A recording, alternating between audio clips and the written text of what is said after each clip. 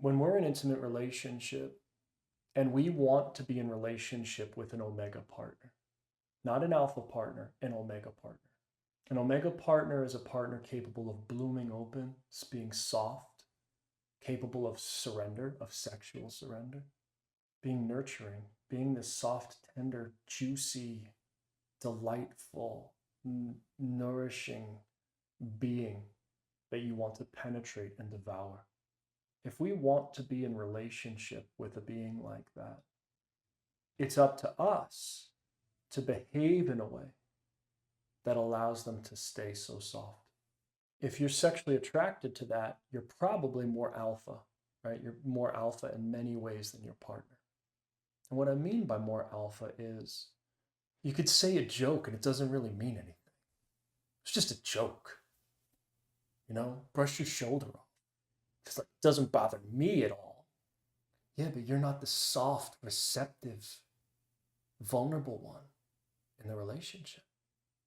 And the thing is, one of the major complaints from women in intimate relationship, when they start shutting down sexually, when they stop being willing to be soft and surrendered and trusting you and all of that, the number one thing that they feel is they don't feel considered.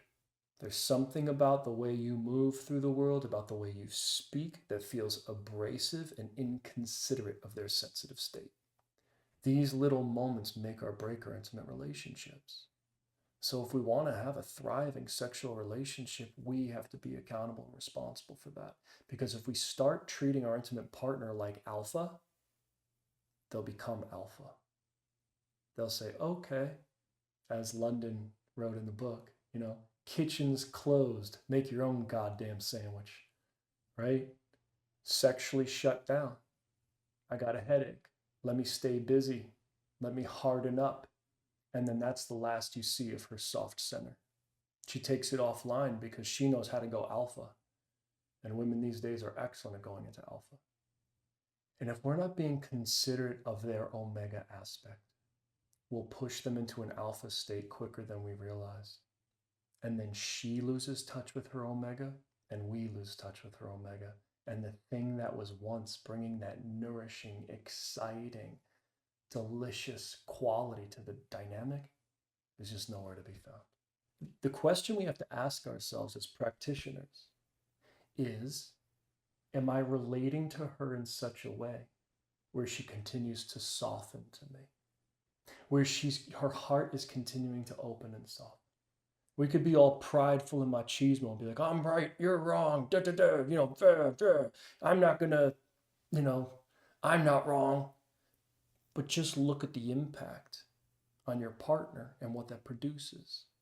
Do you get a sexually surrendered being as a result of that? Or do you get a wound up defensive wretch that you and her have co-created?